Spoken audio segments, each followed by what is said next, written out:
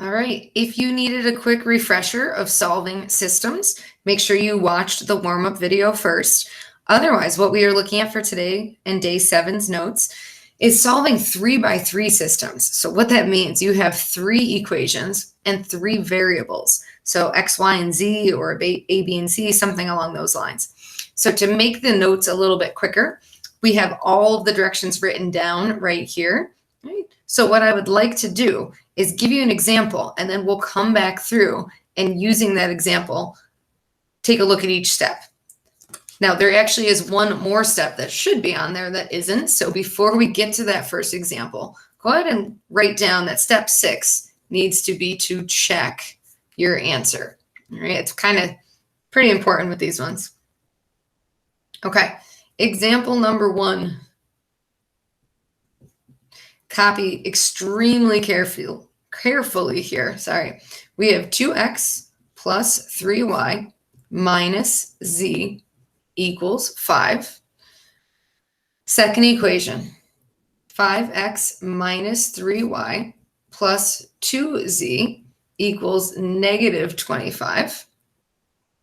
Last equation, x plus 6y minus 7z equals 14. All right, so now you can see what I mean by 3 equations, 3 variables. How we're going to do this, let's go back and take a look at those directions. So the first thing that we want to do is we want to eliminate one of the variables using 2 of the original equations. All right, so it means we're going to kind of pair them up, and using elimination method, we're going to get one of the variables, either x, y, or z, to eliminate itself from the pairing. Right? So it's saying you should end up with a new equation with just 2 variables in it. Step 2 is we're going to use a different pair of original equations, and we're going to do the same thing. We want to eliminate the same variable. All right, so let's go with steps 1 and 2 right now. Now, to keep it organized, I usually label the equations, not with numbers, because that gets a little more confusing. I'm going to call them equations A, B, and C, just so that it can help you keep track of things. All right. Now, as you're looking at it, you have the choice as to which variable you eliminate. One variable might present itself as one that's easy to get rid of, and that is depending on the coefficients. So for x's, you have 2, 5, and just a 1. For the y's, you have 3, negative 3, and then a 6. And then for the z's, you have negative 1, positive 2, and 7. So usually what you're looking for is, do they have like common multiples, things like that. I think when I look at this first one, that y is the one that kind of clearly presents itself as being a really easy one to tackle. Right? So that's what I want our goal to be, that we're going to eliminate the y's so that we end up with 2 equations that just have x and z. So we're going to get equations with x and z only. Here's our goal. All right. Now to do that, we have to pair them up. So the first 2 equations already are beautifully set up, that I have plus 3y, I have minus 3y. So I do want to copy them down. And I would strongly suggest show your work for this, because you're going to look back at these notes and you want to understand what you did. So 2x plus 3y minus z equals 5. 5x minus 3y plus 2z equals negative 25. All right, elimination method means we're going to add the 2 equations together with the goal of canceling out one variable. All right, when we do that, 2x and 5x gives us 7x. Positive 3y, negative 3y, that cancels. That was the whole reason we're doing this. Negative 1z plus 2z is going to come out to give us positive z.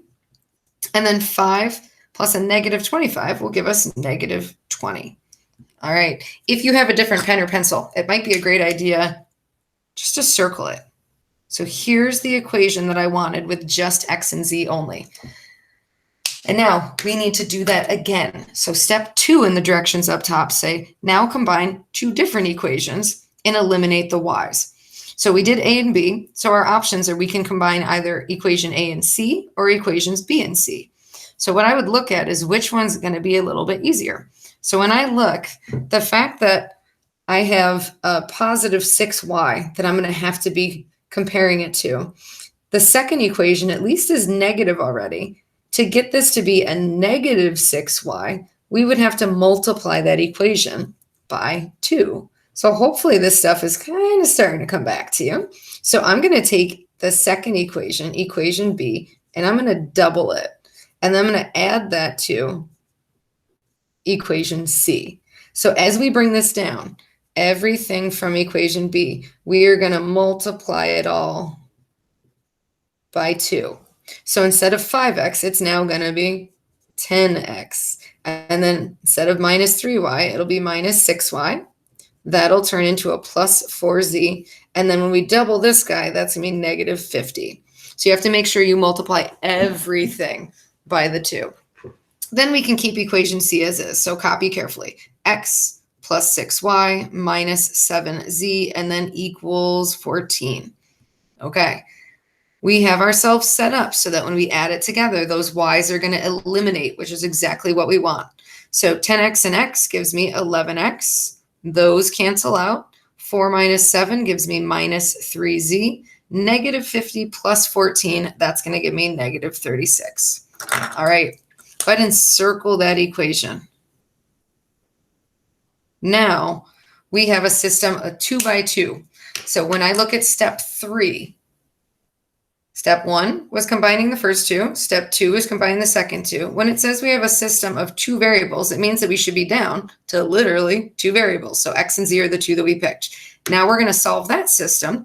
And it says using elimination method, you could, if you wanted to, use substitution method. Like I said in the warm-up video, that is going to be up to you. So now we are to step 3. I'm going to take those 2 equations that I circled in red, and I'm going to ignore everything above it. I am just focused on these guys, and we're going to solve this system. All right. So now we solve this 2 by 2 system. So when I have 7x plus z and then equals negative 20 and 11x minus 3z equals negative 36, there is not a nice common multiple between 7 and 11 unless I just multiply them together, giving me 77. That might be a little obnoxious.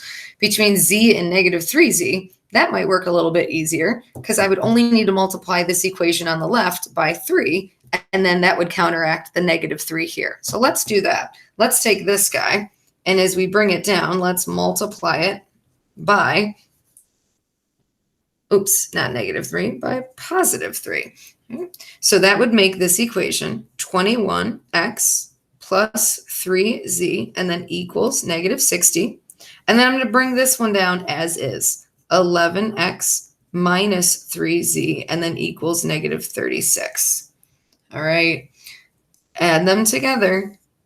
This is going to give me a total of 32x. There goes the z's, which is what I wanted. And negative 60 and negative 36 gives me negative 96. Now we're down to 1 variable, which is exactly what we'd want so that we can solve for that 1 variable. So divide both sides by 32. So if you grab your calculator, so wherever you're at, and we can go negative 96 divided by 32. And there we are. Our answer comes out to be negative 3. So there's the first piece of my solution. Let's finish solving that little 2 by 2 system.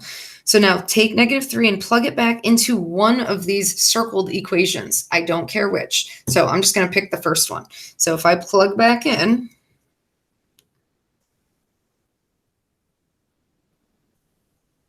so that I can solve for z, I'm going to have 7 times negative 3 plus z and then equals negative 20. So here's negative 21 plus z equals negative 20. And then I'm just going to add that 21 over. So z just comes out to be plain old positive 1. Okay, we've solved our 2 by 2 system. That was step 3 in the typed up directions above. So if I slide back up here for a moment, step 4 says now backs up the solution to step 3. So from here into either of the original equations. Oops, just kidding. I think we already did that. So we did step 3 and 4. Now we're going to sub back in to one of the original equations to solve for that remaining variable. All right, so we've done this, this, this, and this. We are here. Now, which original equation? It does not matter. All All right, so maybe I want to stub into maybe just the first equation. So if I plug back into equation A, I'm going to have 2 times, there's my x, plus 3 times, I don't know y yet, plus, minus z, and then equals 5. Okay, this gives me -6 plus 3y minus 1 equals 5, and just keep cleaning up. This will give me -7 plus 3y, and then I could add 7 over, so that 3y will equal 12. And now y comes out to be 4. All right, we have all 3 variables. The last thing to do is to check. So the key with the check, you cannot plug back into equation A, the one we just used, because of course it's going to check there. So if you really want to make sure that this is correct, plug into one of the other 2 equations. So you can plug into B then or C. So I'll just plug into B because why not? So we have 5 times our x value minus 3 times our y value, and then plus 2 times our z value equals -25. Let's see if we did this right. So -15 minus 12 plus 2. Right? If you want to grab your calculator at any point and double check the algebra, absolutely, go for it. So -15 minus 12 plus 2, there is our -25, and we should be feeling pretty good about ourselves. If you want to be extra sure, can you plug into equation C just to make sure that it works in all of them? Absolutely. Otherwise, you got your answer. Here's your x, your y, your z. And I should tell you that you can write the answers as a single point. This would be a point in 3 space since there's 3 variables, but don't overthink that. Just put them in alphabetical order. So it'd be -3, 4, and then 1. So when you check your answers, you're going to see them listed as x, y, and then z, just like that. So that is our final answer there. Cool. All right. I want to at least get you going on another one, but we'll have time, of course, to practice these when I see you guys in class. But let's flip on over here. There's just a blank sheet on the next page. So that means I'm going to give you an equation to fill in there. So nice and carefully copy down. And you have this whole page for one example, so you can use all the space you need. We have x plus y minus 2z equals -17. For the second equation, 3x plus 2y plus 3z equals 41. And for the third equation, we have x minus 2y and then just equals 9. All right. So this equation, a little bit different in that one of the equations I gave you doesn't even have all 3 variables, and that's fine. That can happen. So the first 2 have x, y, and z. The last one just simply has x and y. But you can already kind of tell you have to be extremely careful with these questions because one little mistake will kind of have a domino effect as you go. So copy carefully. Great idea to use pencils so that if you do make a mistake, you can easily fix it. All right. Now with this one, when you start any question, you're going to look at which variable can you eliminate. The fact that this one hands you an equation with just x and y in it, it's kind of like doing that first step for you. So my suggestion would be, let's pair these 2 up and eliminate z so that it's only x and y. All right, so it's x and y only. And then I can actually use this guy as one of the equations. So let's consider step 1 already done. We're going to just use that one. Step 2, let's figure out how can we put a and b together to eliminate z. All right. So when I look at the coefficients on z, I have -2, I have +3. The common multiple between them would be 6. So I want one positive, one negative, so we can keep the signs as is. But what I would need to do is I would need to take equation A and multiply that by 3. So I'm going to do 3 times equation A. And then equation B, to make that a 6, I would need to multiply everything by 2. All right. So as you bring it down, remind yourself, first equation, we're multiplying everything by 3. That means this is now 3x plus 3y minus 6z, and then -17 times 3. That's going to be negative 51. All right. For 2b, you're doubling everything here as we bring it down. That makes this 6x. That makes this 4y. That makes this 6z. And double 41 would now be 82. Right. Once you have it all set up, add it together and let the pieces fall away that you want to. So 3x and 6x gives us 9x.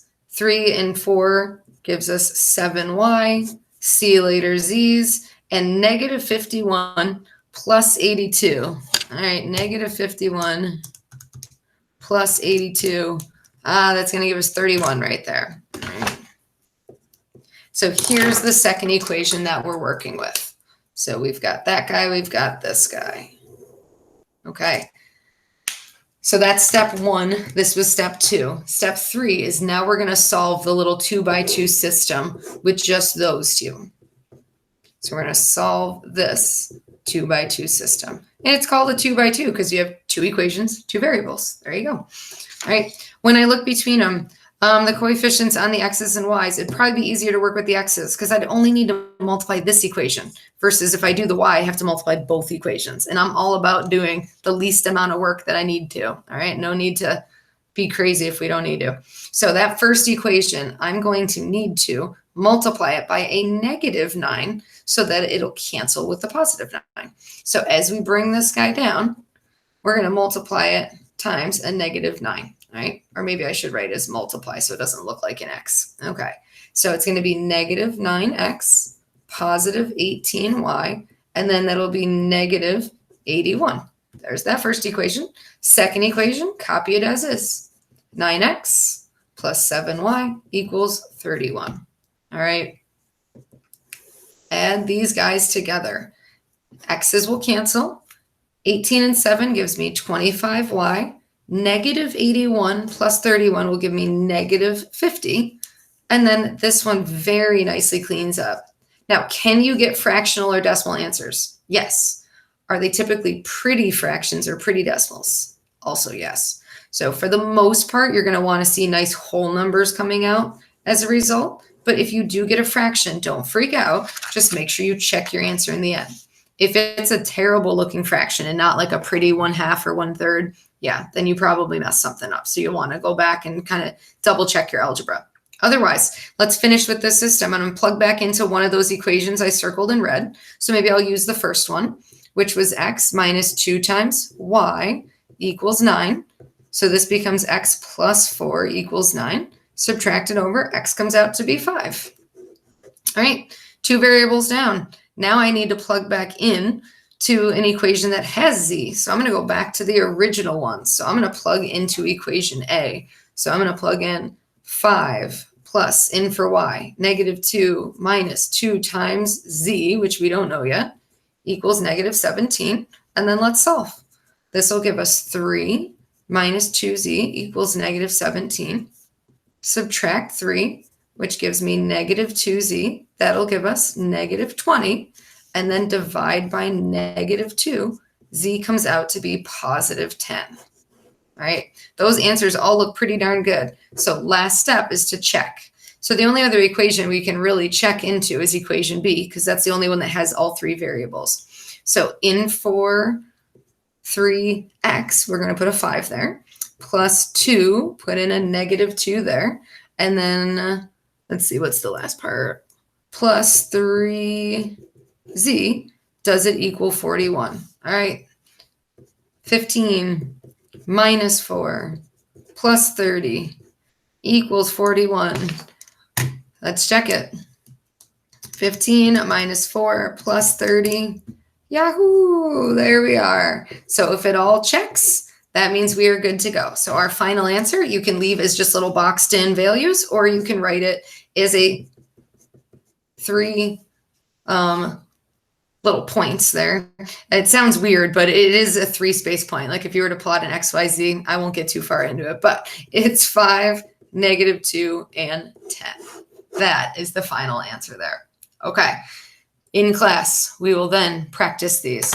So make sure it gets your your mental math and your good Algebra 1 skills ready to go. See you guys then.